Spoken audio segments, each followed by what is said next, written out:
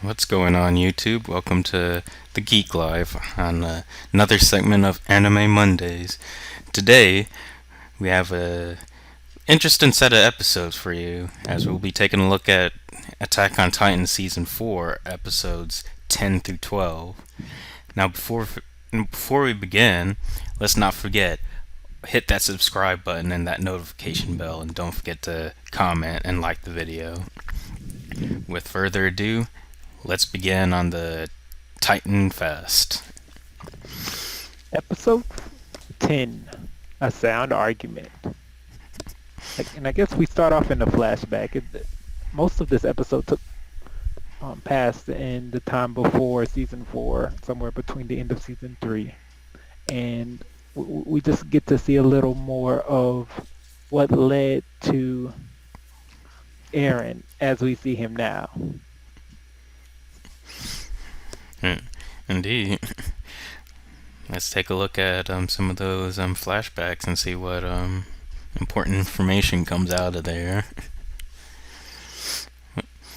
What's your thoughts on some of these flashbacks? Because episode 10 does seem to take a lot of time of bouncing back and forth between flashbacks and what's currently going on in the present day world. Well, at this point, they really want us to start questioning Eren's motivations and his judgment. As I mentioned in the past episode, we don't get to see his clear motivations. Yeah. So, without us being kind of over his shoulder as we're used to being, in a sense, everything he does is slightly alien. And because of how extreme it is, it some people are questioning the morality, if he's right, if he's wrong, is he a good guy or not? My argument is I think he is probably doing something that is that will probably save a lot of people's lives in the end. It may be extreme, it may be rough, but I think it might be necessary. But we can discuss that a little more. We see the Hizuru clan. We get to see some of Mikasa's relatives, and apparently Mikasa's a shogun. Surprise! Yep. Um, Through her that, mother's that, side of the family. Yep, and they are very attached. They want her to Mikasa to run away with them, but of course that's not in her plans. Um, And with the clan coming for Mikasa, that kind of reminds me of that one line that what's his name, the holder of the Attack Titan before Krishna kind of told Krishna on the port saying, "Protect Eren and Mikasa." So all of that's starting to piece together now. and we see a little more of supposedly Zeke's original plan. Apparently, he wanted, um, I guess, to get consumed by. Well, I guess was Eren supposed to get eaten by Zeke, and then Zeke was going to get consumed by Historia? Was that how that was supposed to go? Um, I'm not sure. The one thing I do know for sure, though, is part of Zeke's plan was he wanted to eventually get eaten by somebody of royal blood. Hence the reason why he wanted Historia more pronounced to eat him, since Historia is of royal blood. Yep. And it seems like the government more or less wants Historia to have as many babies as possible so she can have that many more people with royal blood, which Eren seemed to be very much against initially. Um, but again, that was Eren in the past. Who knows what his motivations are in the moment?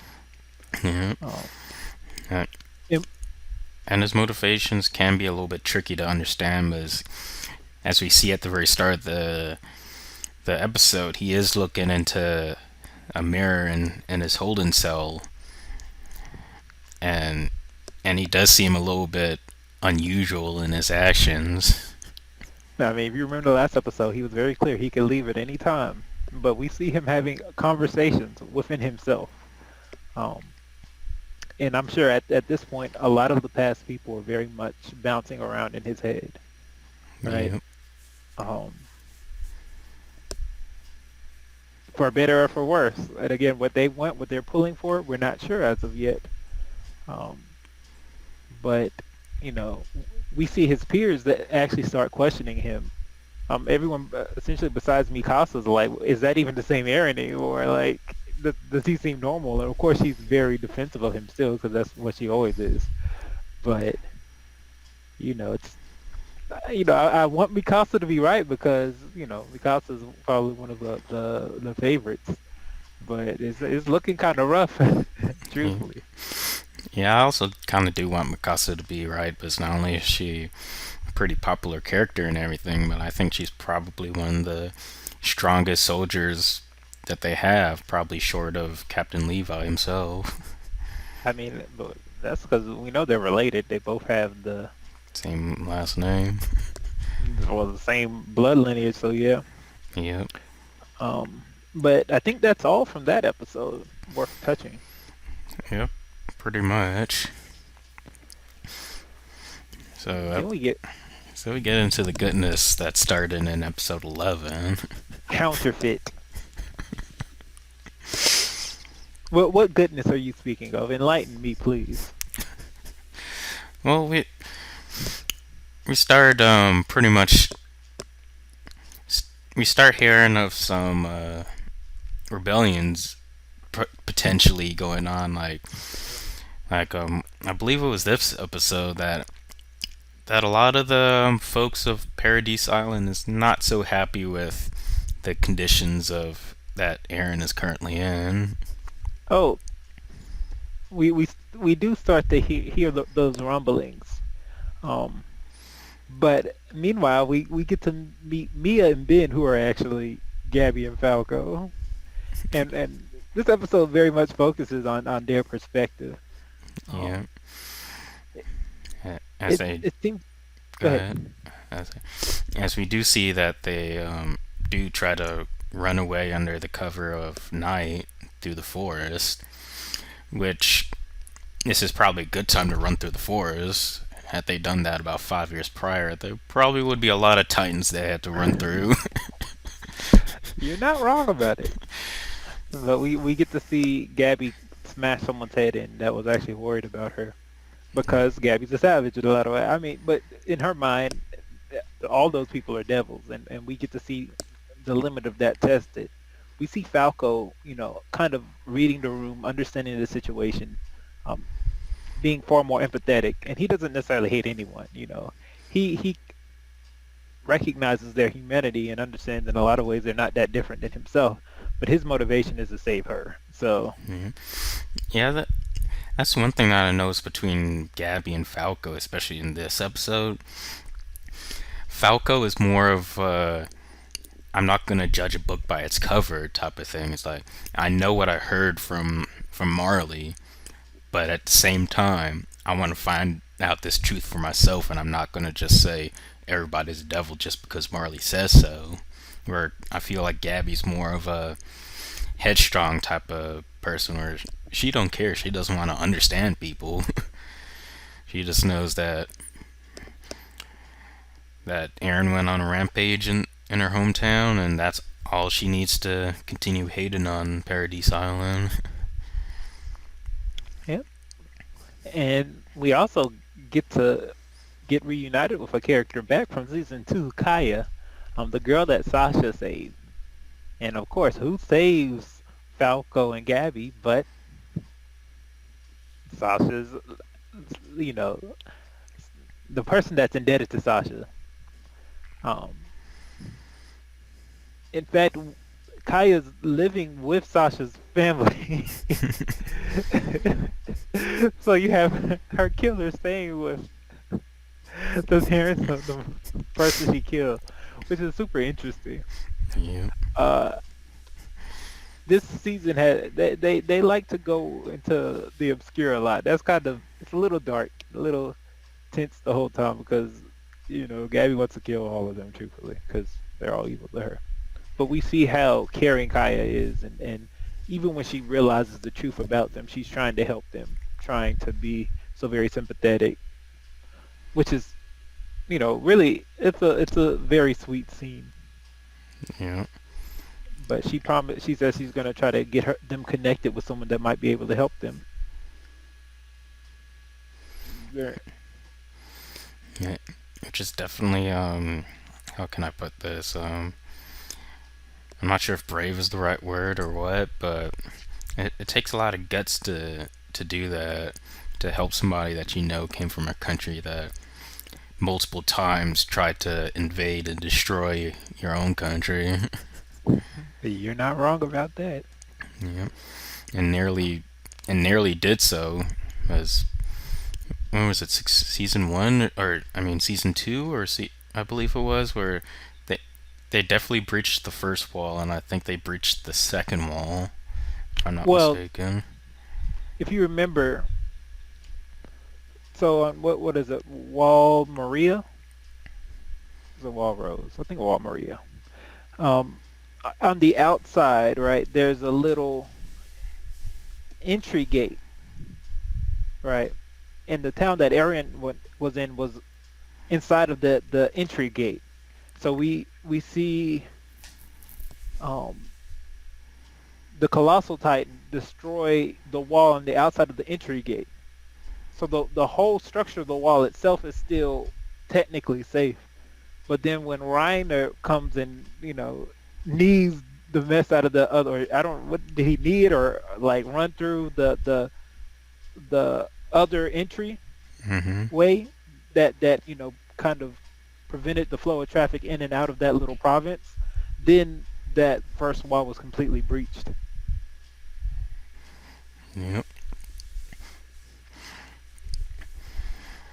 Just goes to show you the tag team of the Armored and Colossal Titan isn't that fun. Oh, and then we get to episode 12. This is the way you wanted to talk about a little bit early. We get to see a whole new found political group of insurgents, the Jaegerists. And boy, I'm a Jaegerist.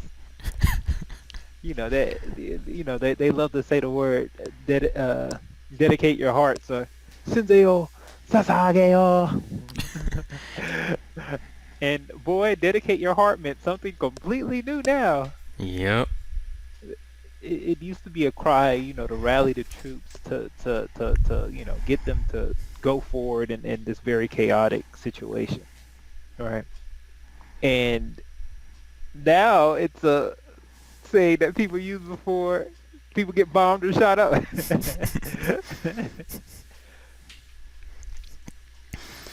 But speaking of get bombed up, that's a nice segue into episode 12, a little bit more detailed. Guys. Yep. So we Guys. so we're taking a look at the Premier Zachary, which is kind of like the top head honcho for the most part, and we and he's pretty much telling Armin and Mikasa, yeah, no, you're y'all ain't gonna see Aaron right anytime soon for safety and whatnot reasons. And then pretty much we have a little bit of a scene where they say, "Oh, who's what chair is that?"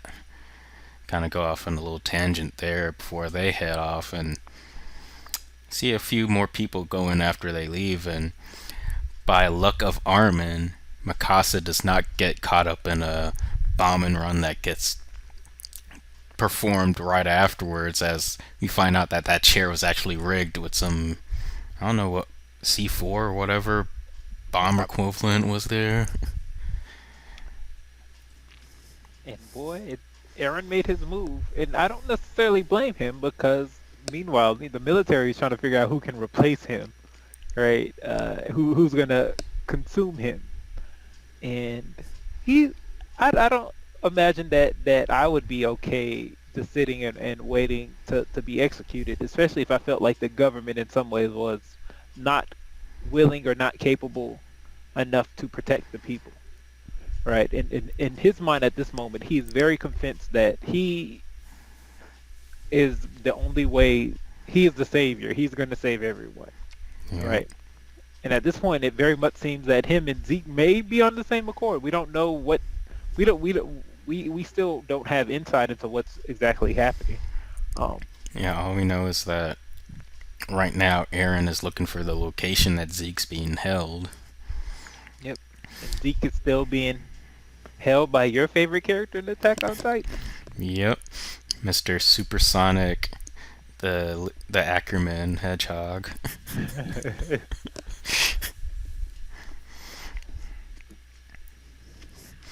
But before we saw Mikasa and Armin go and try to argue for the sake of Eren, argue for them to be able to try to talk to him, and they are very against that. Um, I mean, and then the bomb happened, as we said, and we see Flock, which is interesting. Flock is very the guy at the end of season 3 who was like, "We needed the devil."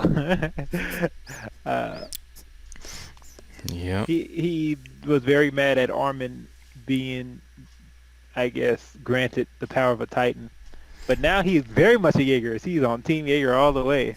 We see the rallies of people that are outside the capital, outside of the office, demanding for Eren's, freedom because he's the savior, and everyone recognizes him as the hero. They recognize, him going and attacking Marley as a beautiful thing because to them that's their, he's their freedom fighter. Um, we also see a lot more of Yelena, and we saw some of her in episode 10 and 12. But it's interesting because to some extent, it seems like Flock and Yelena treat Eren like he's a god almost. Yep. Oh, and Eren, he redid his hair. For I don't know if another he did time. Yep, he has a new hairdo now, and far more emo too. He doesn't Yep. even have to have an undershirt on. He just has just a giant cloak on, and that's all he needs. He's become the emo king. I, I I'm loving. I can't wait to see where this takes us. Which reminds me, one of the big things that happened throughout these 3 episodes was the mentioning of the rumbling. The rumbling. Wait, Go ahead, talk about the rumbling.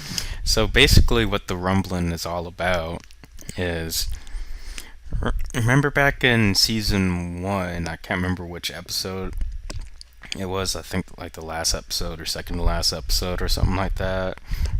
When Annie and Aaron were pretty much duking it out in the city, um, we come to realize that there were titans in the wall. So in a nutshell, what the rumbling is to utilize the power of the founder and awaken all of those colossal titans that are making up the 3 walls and rain hell down, pretty much rain hell down on enemies.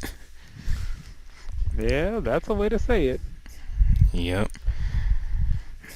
So But that is probably the strongest military might that they may have as long as Zeke works with them. As long as Zeke works with them. Or if they consume... Well, I guess as long as Zeke works with them. Or if Historia and Eren come together, maybe they can have some fun causing chaos. But it seems like Historia very much has not been in the picture recently. She's off having babies, enjoying her life. yeah, if you do find out that I believe was it the government or the military, but one of them weren't so happy that Historia decided to start having kids so soon. I don't know. I think my motivation, maybe she did that to try to make sure she didn't get turned into a Titan. I'm not sure exactly because we haven't seen a lot of her at all, so we don't really know what's happening through her head, which was so interesting. She was such a big piece in the season 3 part 1. Yeah. But what do you think about Aaron's motivations? I guess what do you agree with his plan? Do you think he should have handled it differently? If so, what should he have done? Um. So while I don't necessarily disagree with what Aaron's going with, the one thing I could probably say that he probably should have done is probably include some of those that are closest to him in on what he's trying to do. As by now he should know that he has some folks like Mikasa and Armin who's for the most part gonna stick with him through thick and thin. So I think at least involving some of those folks in the planning process would probably help to save his hide in the future should it come down to something. I so if, we started with mentioning the number of people that are running through his heads, the number of motivations that are all pushing him in various directions. Um, I I think he may want them maybe to kind of have a level of resentment for him because it seems like he plans to take himself out one way or the other. Um, I don't know how any of his plans don't play out with him somehow sacrificing himself. Uh, and I'm pretty sure before that happens, he's probably going to do a lot of things that are probably uh, looked down upon or people may not be okay with, but they very well may be somewhat necessary to protect the island and to protect the inhabitants and ultimately to protect his friends. Hmm. So, you know, if you had all this knowledge, okay, 'cause he has more knowledge about the world than everyone, well, in the whole government, probably more than almost anyone, based off of all the past lives that are going through his head. Yeah. So he knows what he's doing. The issue is I don't know if everyone else would even be okay with it or could truly understand. And that might be more of a burden than anything. Could be.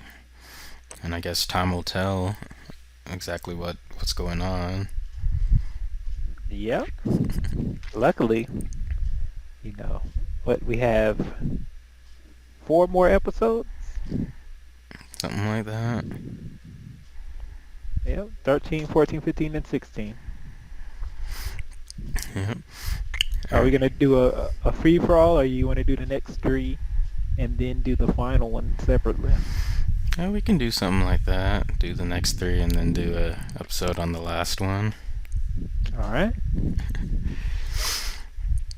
Well, with, with that, we bid y'all a farewell until next week on Anime Mondays, where we take a look at the next 3 episodes of Attack on Titan Season 4, and we'll see what this plan of Aaron's actually goes on and what Zeke has to do in all of this. So until next time, YouTube, keep your lives geeky. Bye, y'all.